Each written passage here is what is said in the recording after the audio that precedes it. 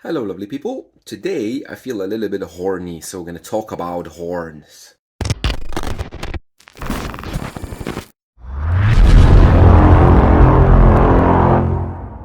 Before we talk about these horns, I would like to thank all my patrons and all the people that support me directly via PayPal because without your help, without your support, I wouldn't be able to buy such cool things. So I always wanted to get a pair of horns just because I've never experienced them. I never heard them and I had absolutely no idea what to expect from them. And everybody online, especially like Americans from old school, from the 80s, from the 90s, they are raving about the horns as it's like the best thing since sliced bread. And a few weeks ago, when just totally randomly on Facebook Marketplace, these horns popped up, I thought I have to get them. So I contacted the guy, I paid, and he shipped them to me.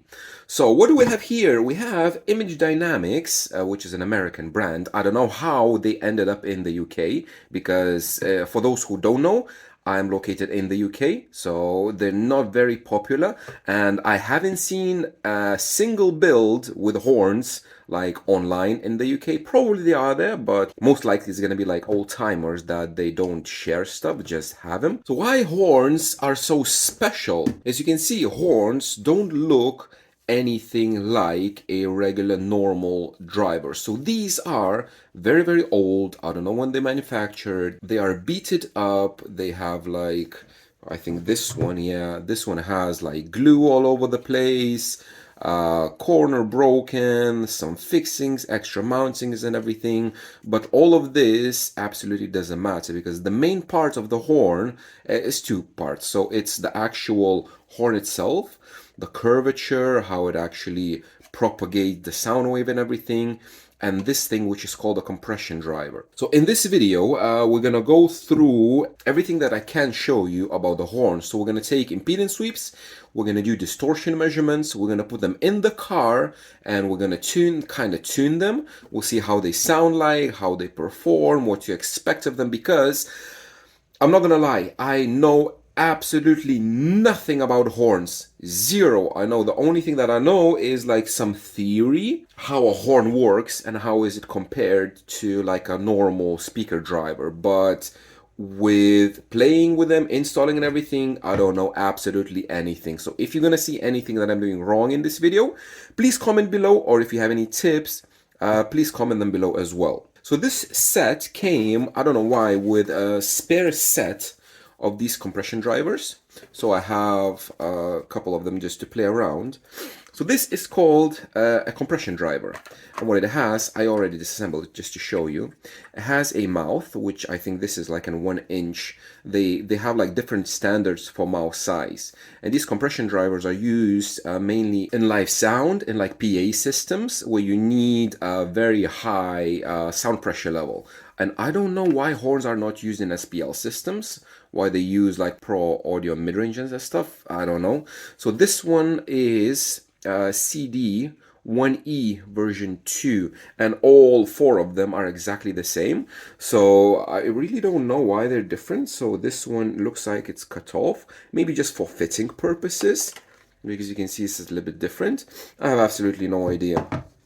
And yeah, so it has a mouth, and basically inside this one, somebody mentioned that these, the E1s or whatever, they're like the lowest grade compression drivers, so they have only like a piezo element, which is like this part only, and it has some kind of, I don't know what, I don't know why there's a bulb in there, probably for protection or something. Again, I have absolutely no idea about these. This looks to me like a DIY solution. And again, I have no idea how they were produced. Is it like original, how it's supposed to be? Is it something that the previous owner did with these drivers? I have absolutely no idea. So I'm going to open all four of them just to check if all four of them are exactly the same.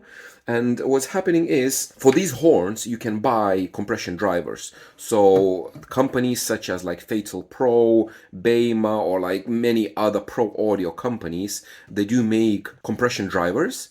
and if you have like the mouth size matching the actual horn, you can use them. So in the future, potentially, I could buy another set of compression drivers, better quality ones, because I saw them like for £100 each or something like that, and I can try these horns with other sets of compression drivers, which would be very, very cool. Now, horns in general are things that have very high sensitivity. We're talking something about 100, 110 dB or even more, depending on the compression driver. Obviously, it could be like 115 dB or something. And that sensitivity comes from a thing that is called acoustical impedance match. So when you have a regular speaker driver, such as this one, it's just a Fatal Pro, whatever, and you have a cone that is acting on air.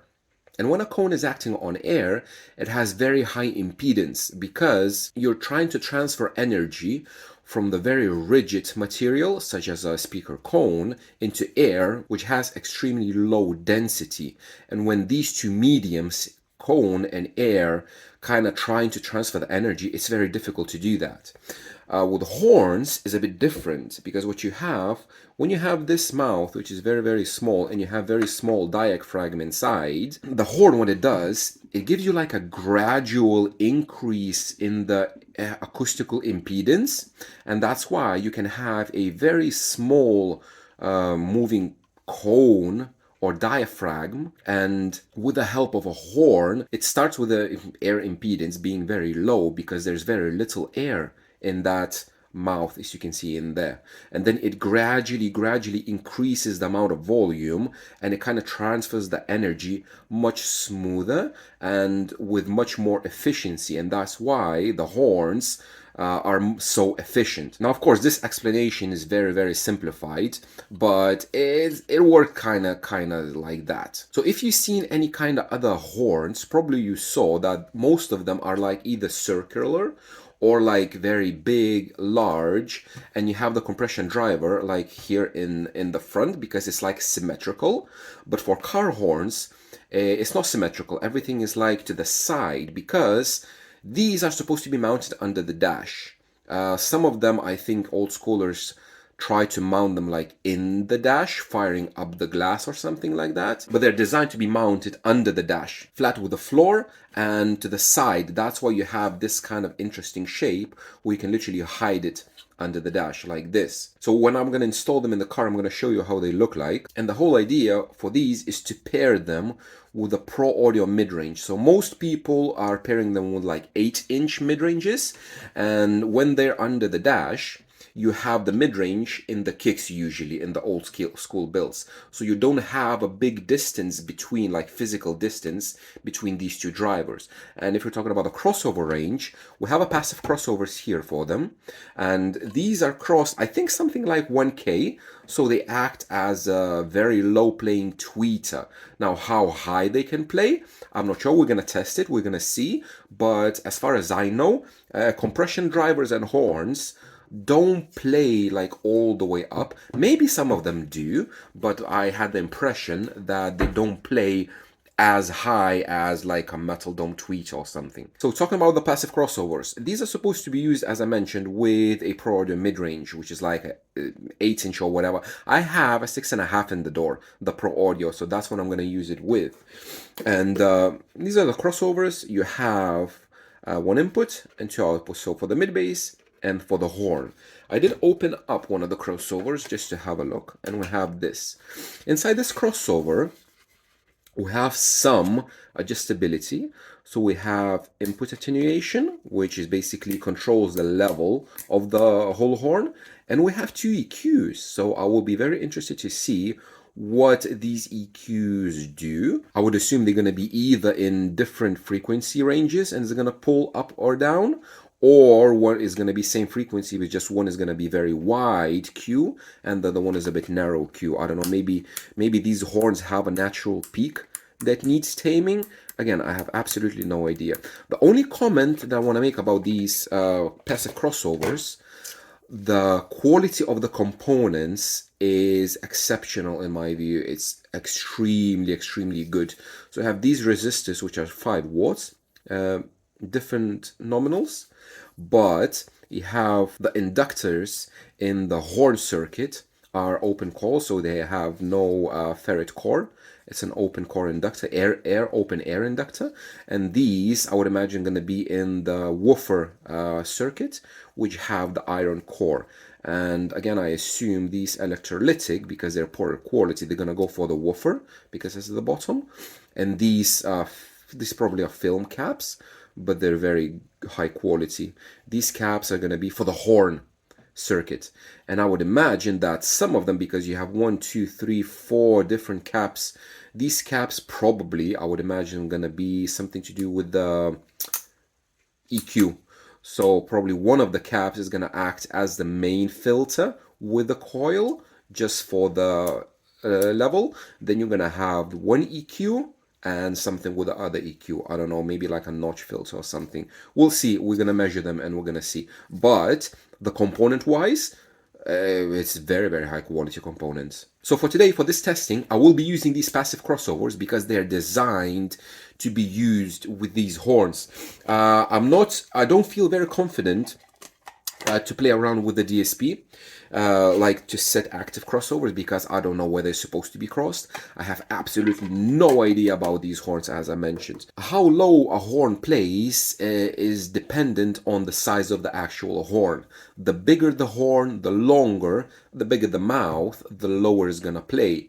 I think some bigger, larger car horns can play like down to probably 500-600 or so. These, as I mentioned, they're going to be crossed somewhere around 1K, but we're going to measure and we're going to see that. And these are small, so these are mini. I think these are called a mini version, which you can fit like literally anywhere. Online, I saw there's much bigger ones as well, but yeah, I think these are going to be fine. I am very, very extremely excited about testing all of these, to put them in the car and see how they sound like. First order of business is to measure them. I'm going to take impedance because I don't know about the, like, are they 8 ohm, 6 ohm, 4 ohm? I have absolutely no idea. No information, nothing.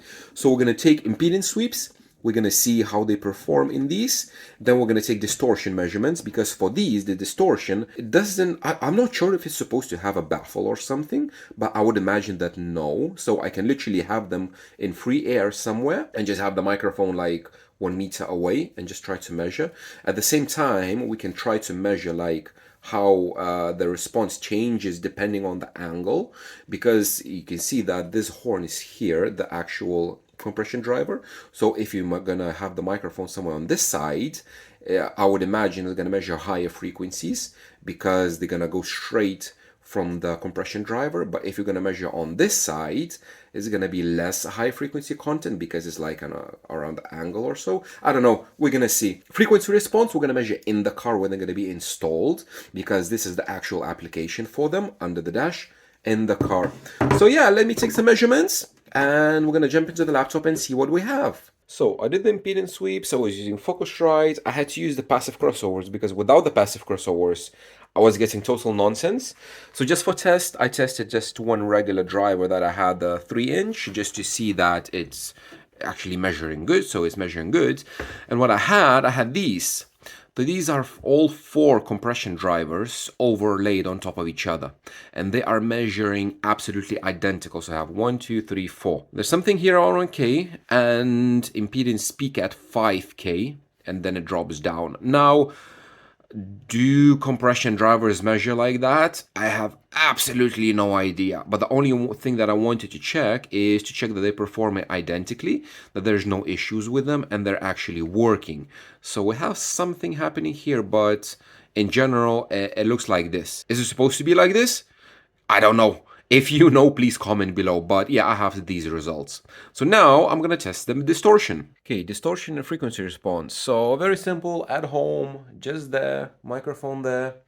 On axis distortion, I have this one, which shows me that this is with the passive crossovers.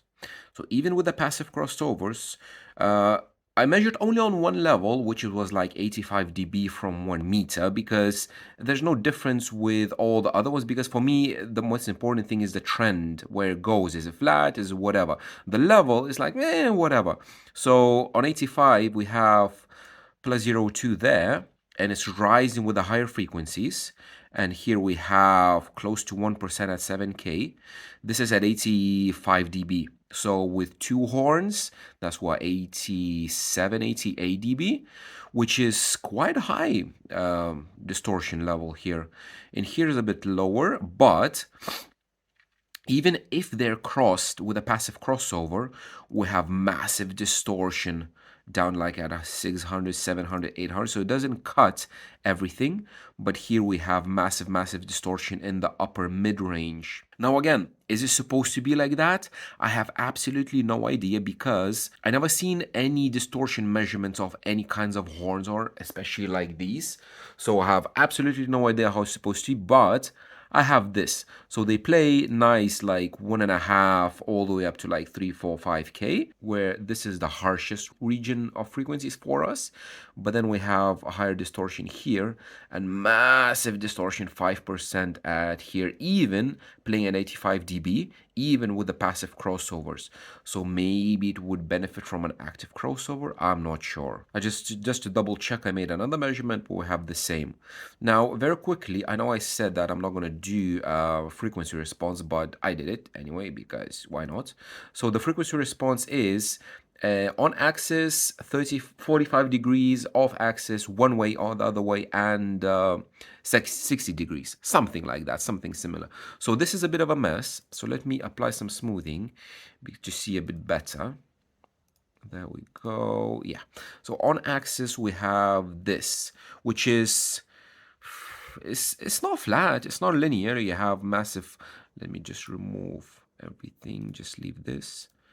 Yeah, we have a dip here, a peak here. So it's not smooth, it's not linear. And on axis, we have extension up to 18K, which is, yeah, fine, no problem at all. And it does fall off just below 1K. So probably it's crossed something like 800 hertz or something like that. But it is a steep crossover. But as you see, we still have at 400 hertz, we still have a lot of distortion. Even if the level is low, we still have a lot of distortion in that area. But the frequency response is not flat. Now, what's interesting, if you go off axis, so if you go 45 degree one way, as I mentioned, this is, we have higher level and higher frequencies because my plus was going to this side. So to this side, if you imagine this horn, as I mentioned, is on axis like this, and then 45 degrees is something like this, and you have more high frequency content coming from there. And if you're going to go minus 45 degrees, which is this side, you're going to have less high frequencies because of that bend. So if I'm going to compare this with this, see, the high frequencies fall off, and compared to 0, exactly as I predicted. Higher frequencies go up in one way and go down in the other way. And if we compare 45 degrees to 60, so this is plus 45 and plus 60, yeah, just a little bit difference in there, and minus 45 and minus 60, kind of the same. But there's a big difference between off-axis and on-axis. My theory always was that with these horns, you have like a very wide dispersion, and that dispersion is kind of equal and the same. But from these measurements, we see that it's not the same. It would be the same if you would have the mouth like central in the middle, and then you would have dispersion symmetrical all the way. But now the dispersion is not symmetrical. Probably that's going to be accounted with the install, because we will install them in the car, and we will see how they're going to act in the car. I'm going to be measuring from one passenger side and from driver's side, and we're going to see this. But I would assume that these peaks and dips are caused not by the horn itself, but by the compression driver. So if I would upgrade the compression driver to a better one, this probably would be much flatter. But again, they're not going to play lower than 1K. So as a low playing tweet or something like that. And I have no problems having my 6.5s in the doors playing up to 1K, because they don't fall off. They play very high, so it's not going to be an issue. But yeah, distortion measurements kind of, I don't know, disappointing. And I think, again, just because of these compression drivers, because they're like piezo, so they're the cheapest of the cheapest, yeah, this is very concerning. But we'll see how it's gonna be. So now Another part is to put them in the car. That's gonna take a while. And there I have my horns installed. So again, temporary install. What I did is on the dash like that. Just some foam blocks that kind of presses the thing to the top. I have the compression driver on this side, so basically it shoots like towards there, which is like this passive crossover. The woofer is the one in the door, which if you remember is a Pro Audio mid-range, the cheap one, but very, very sensitive. And exactly the same on the other side. So on the other side I have, you can see the OBS port, which kind of obstructs stuff. So it's pushed a bit more towards the middle. This one is more towards the side, but it's something like this, like under the dash, firing straight into the seat. And we'll see. So I do have 2 spare channels on this amplifier. So this one is a 4-channel that is bridged for the front subwoofer, and 2 channels are empty. So I just got some RCAs, 2 channels on DSP empty, and I'm gonna measure it now, just to see how it looks like, how it measures raw.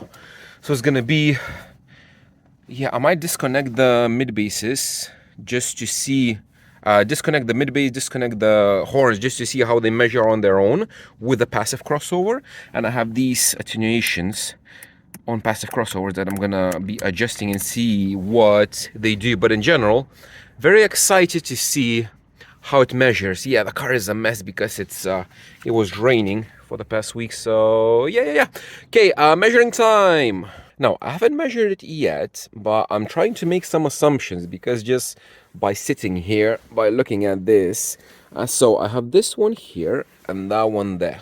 So my assumption is going to be that the left side is going to play all the way up because it's unobstructed and the compression driver is on the left side. So this is going to be a clear path all the way up to like 18K to my ears. Well, it's supposed to be lower, but I think I'm gonna have very good high end extension.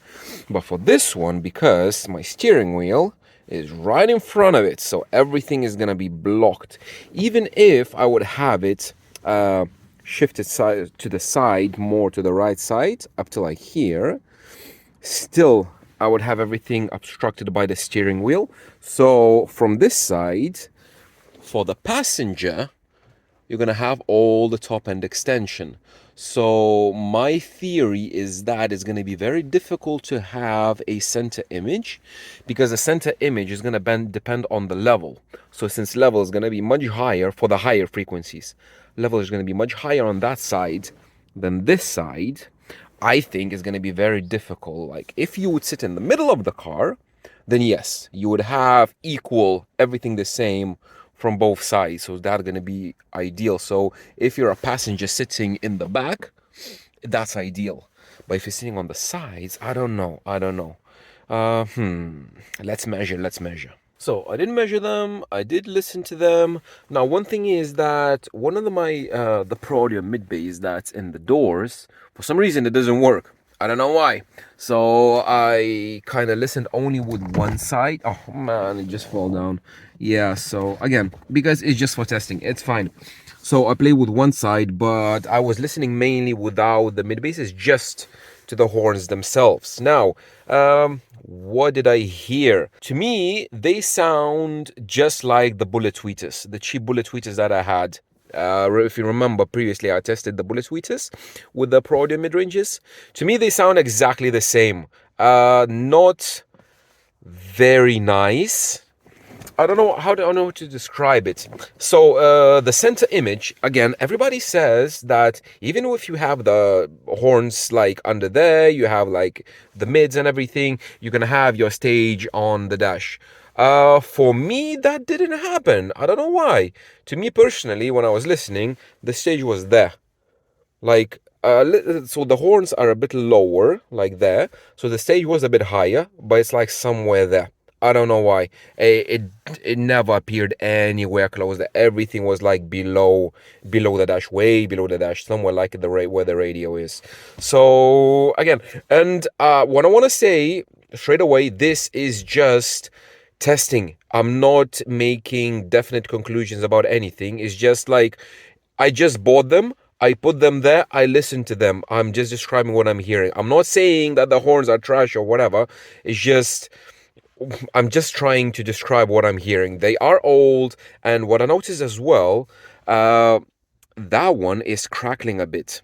On the left side, this one is a bit. It doesn't crackle at all, but that one crackles, especially on the lower frequencies. So they are on passive crossovers, but it does crackle. I don't know why. So I will be looking into replacing the compression driver just to have it playing nice, and I'm gonna test it again. But it did crackle.